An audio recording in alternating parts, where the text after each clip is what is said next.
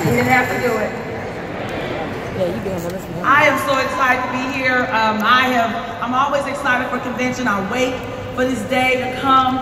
It's just an honor and a blessing to be able to speak. I'll never forget when I was a senior rep in the back of the room that couldn't get nobody to come to a meeting. I'll never forget, so there is hope for you too. I want to thank my team for making the journey to get here from California, the breadwinner hierarchy. And I thank them all the time publicly for allowing me to coach you. We all adults in here, right? Right. And you're taking instruction from an adult sometime younger than you. So I'll never forget when I prayed for a team, and I always treat them right. Because they giveth and they taketh away.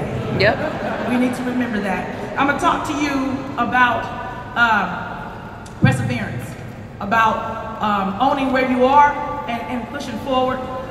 I've been here for 9 years now. I used to be a school teacher. I taught high school in the inner city of Los Angeles. I used to be a probation officer, have a bachelor's degree in criminal justice and master's degree in education. And Primerica has given me a new lease on life. None of those things that I accumulated along the way was able to give me the happiness and be able to affect change on people the way that I can today. And I want to talk to you about where you are and where you, most importantly, where you're going. You know, some of you really spent your last to get here. Some of you didn't, still here on a wing and a prayer. Some of you, your kids have to go without so you can get here. You have to go without you can get here. Some of you may not even know where you're sleeping tonight. But I need you to understand that there's a reason why you're here and there's a purpose. So while you're here, be in the moment. Suck it all in. Take it all in. Take every note that you can. But go back home and do something with it. See, when I came to my first AALC, I was actually an RVP already. You know, my organization, we just didn't talk about it like that. And there's a lot of you in here today. It's your first time in here. We saw, there's 6,000 people, over 6,000 in this room. But we saw more than half the room stand saying that you had not ever been to anything AALC. And see, I need you to understand that I was a division of I was a regional leader actually when I first saw an AALC commercial. And I said to myself, what is that? And at that moment, this is what I felt. I felt that as an African American in business, it is my duty, okay? First of all, as an African American in American business, okay? It is my duty to find out, how do I get on that council? What do I have to do? How do I represent? So, because I know that if I can get on that council, I'm gonna give somebody else some hope. Because see, I'm from Compton. I wasn't born with a silver spoon in my mouth. I am from the hood, and there is good in the hood. You understand me? So, and I know this. And I said, there's somebody from the hood that walk a little different than the average person. That talk a little different than the average person. That don't think that they can do it. That don't think they can polish up. Let me tell you something. You can do whatever you put your mind to. When you're willing to change, if you change your attitude, change your walk, your talk, your dress, your nail color, your hairstyle, your hair color, when you change all that, you will change. Your checking account will change. Sometimes we gotta look at ourselves and say, why are we not getting the results that we're getting? It's not always us. You attend every meeting. You take every note. Do you go home and apply it? Do you really do the work necessary? So when I came here, I said I have to do the work necessary. I want to be relevant first to my RVP. Then I want to be relevant to my hierarchy, relevant to my state, relevant to the country, relevant to Primerica. It never stops. I don't want to be average. You got to ask yourself this question. I don't know about you, but I wasn't average in high school. I wasn't average in middle school. I wasn't a C student. I was a B and above. So why am I going to wait to get here to be average? Never been average in my life.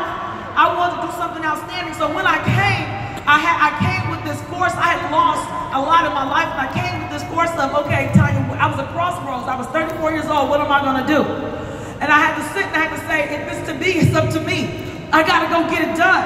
And I started to pray, but prayer without action, you just rambling. You got to go do put the action behind it.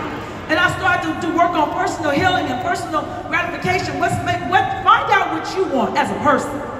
Find out what you want your business to look like. I had to dig deep and say, well, how much changing am I willing to do? So we want to make abnormal money, but we don't want to do abnormal things. We want to stay comfortable. We want to keep going to the barbecues.